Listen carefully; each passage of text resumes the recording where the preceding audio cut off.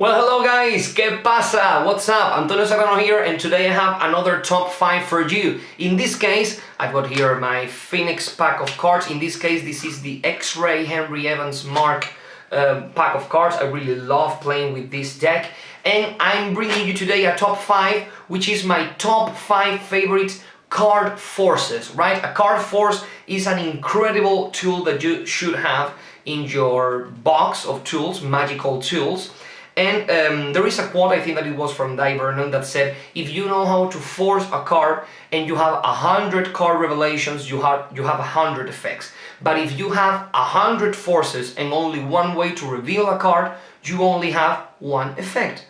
And that's completely true. So I think that that's a little bit a way of saying magicians shouldn't be that shouldn't be that focused on coming up with a lot of forces. Like, oh, I have this new force, I came up with this new force.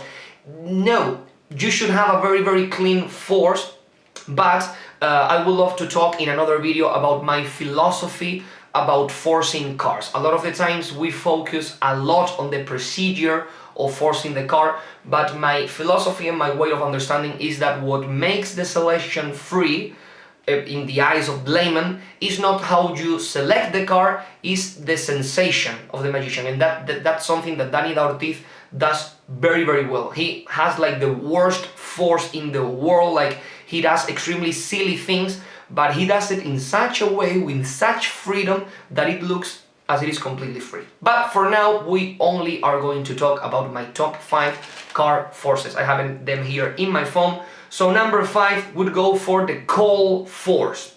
The call force. And as you know, this is a force when you call out a card and a person can touch any card they want, and when they touch this card, for example, you go like this, you square the pack and you show this card, which is the card that you called from the position that you have it, sometimes the 3rd or the 4th card down the deck. This is a very good force, but I have it in the 5th position because I never like the moment when you call the card is great, but the moment when you go like this, okay, you want this card, and you go like this, okay, look at this card. I never like that. Why are you squaring? If the spectator is already touching the card, why don't you let him take the card? I don't see the point. Alberto de Figueiredo is a great Spanish magician. He has a lot of work on this, on the call force and how to control the card and how you can do this without squaring the cards and all that stuff, but that's extremely difficult to do.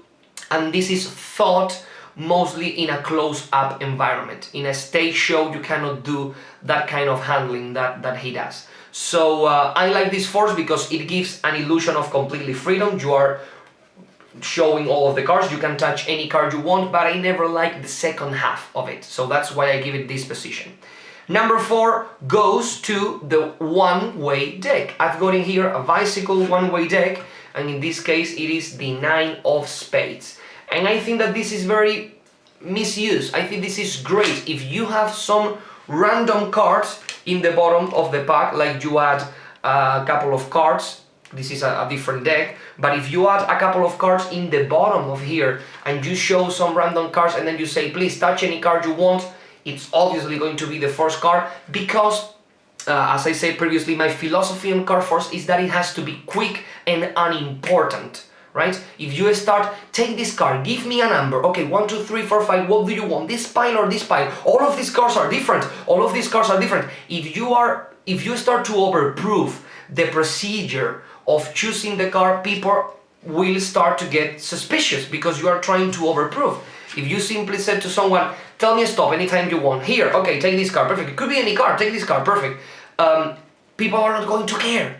They don't care. But if you start going like, all of the cards are different, I'm shuffling the cards, okay, give me a number, 1, 2, 3, do you want to give me a number or do you want to keep the cards the way they are? Okay, do you want to cut the cards? It's like, please, could we please choose a card and continue with the show? So that's what I like about the one-way forcing deck. It's quick, it's snappy, and that's the way we do it. We continue with the trick. We don't lose time trying to choose a card in the first way possible, because the first way possible is going, take a card, thank you. And they don't even care if all the cards are the same. As simple as that.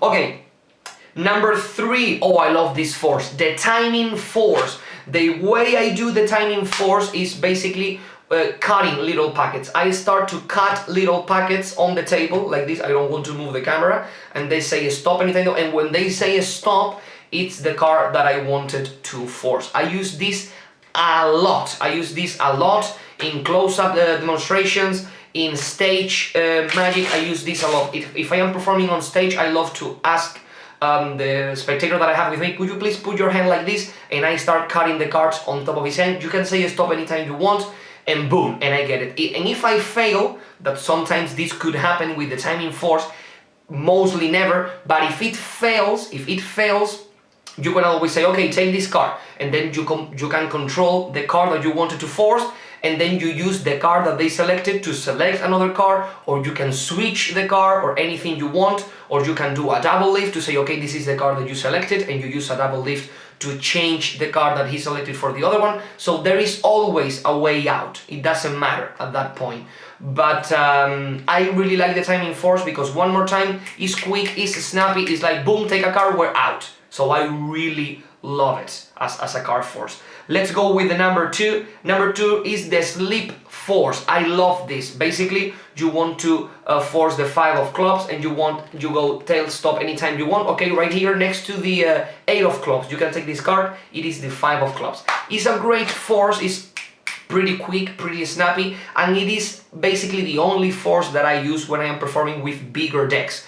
Like with a semi-jumbo deck, with a jumbo deck is quite difficult to do, but with a semi-jumbo you can do it, and it is extremely simple to do. And when cards are that big, you can even put your whole hand in here to remove the cards, and it gives the perfect excuse for removing the big cards. Here you have made the move without any problem.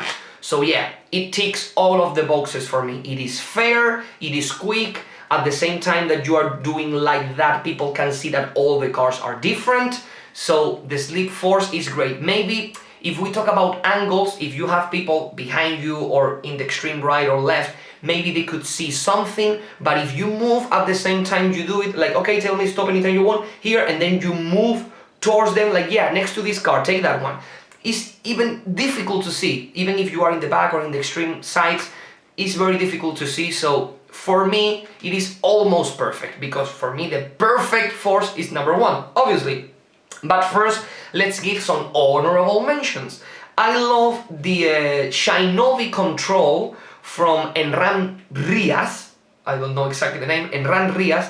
I love the Shinobi control and use it as a force. It is great because you can display the deck totally normal, you can display the cards, you can touch any card you want, and it's basically a discrepancy. In the act of turning around the selected card, you are changing the selected card for the card that you want to force. The problem is that to do this move, you have to put the card, the selected card, face up. So if you want to force the card without you knowing what the card is, in the eyes of the spectators, this force is not possible to use, because you have to turn the card around to change it. Okay? Then we have the cut deeper force, the cut deeper cut, yeah, sure.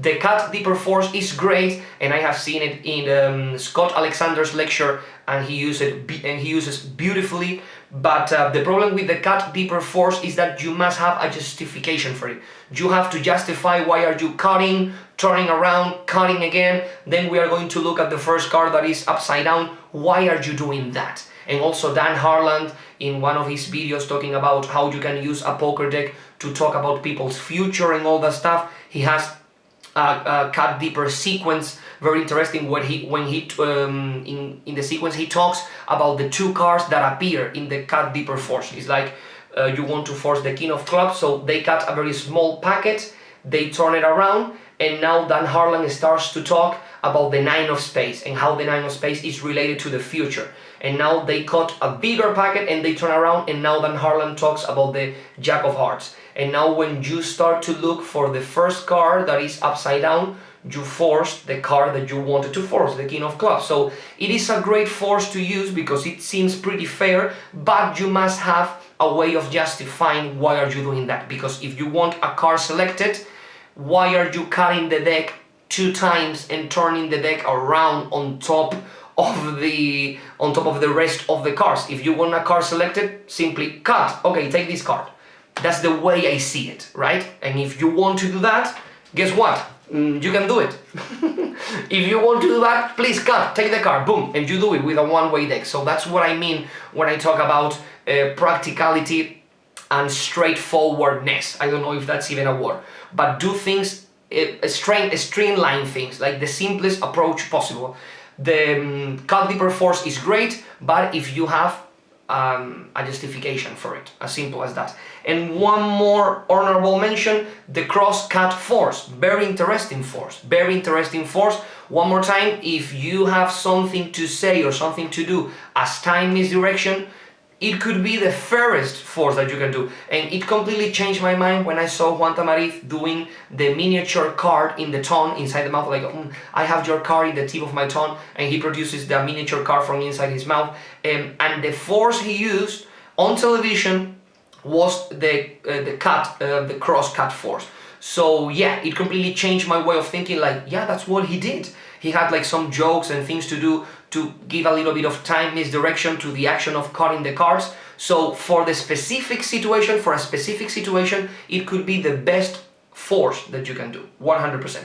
And let's go to my number one, which is the riffle force. I love that force. In this case, you want to force the 8 of diamonds and you go, tell me stop anytime you want here. Okay, great, take the 8 of diamonds. So I love this force because you can watch this in any angle possible. You can do it anytime, anywhere, completely normal deck of cards. If someone says to you, sometimes this happened to me, like all of the cards are the same, you can go boom, check. If they tell you all of the cards are the same and they are, you have a problem. Really, no, you're like, no, they are not the same. And you go and you run to the card. So I really like the riffle force because you can see it in every angle and it is quick. The sleep force is quite good, but it's a little bit more of a procedure. You have to be like that, they have to be looking at these cards, they are different. You have to point this card, then you have to point this card, you have to... But in the riffle force, it's like, okay, tell me stop anytime you want. And sometimes I don't even explain it. Some magicians go like, I'm going to be riffling my thumb down the corner of the pack of cards, which is composed by 52 cardboard rectangles that are completely the same in the back, but completely different in the front. I'm going to be ruffling my thumb in the corner of this pack. This corner is pointing, I would say, to northeast, probably, something like that, yeah. So I'm going to be ruffling this corner, or it's pointing to the southeast, and whenever you have to say stop, with 2 exclamation points at the end, if you can. So I'm going, why? When I perform this, if I want to force the Jack of Diamonds, for example, I go, tell me stop anytime you want. Here, great, okay, take this card, boom. I don't even say I'm going to be ruffling, I'm going to be... No, forget about that. You do it quick, it's done, move out.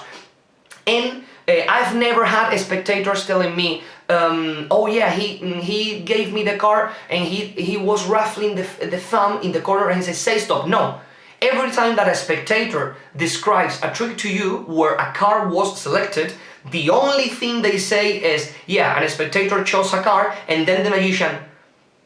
I could bet my head that the only people that see a trick and then describe how the card was chosen are magicians. Laymen, they don't care about the process. They simply said, yeah, someone chose a card and then the magician cut a piece of fruit and the card was inside. They don't care about how the card was selected. They don't care about that. So thinking a lot about how the procedure works and all that stuff makes no sense to me. I would love to talk in depth about that topic in future videos, but for now, this is my top 5 ways of forcing a card. I hope that you find this information useful, and as always, I would see you in a near future.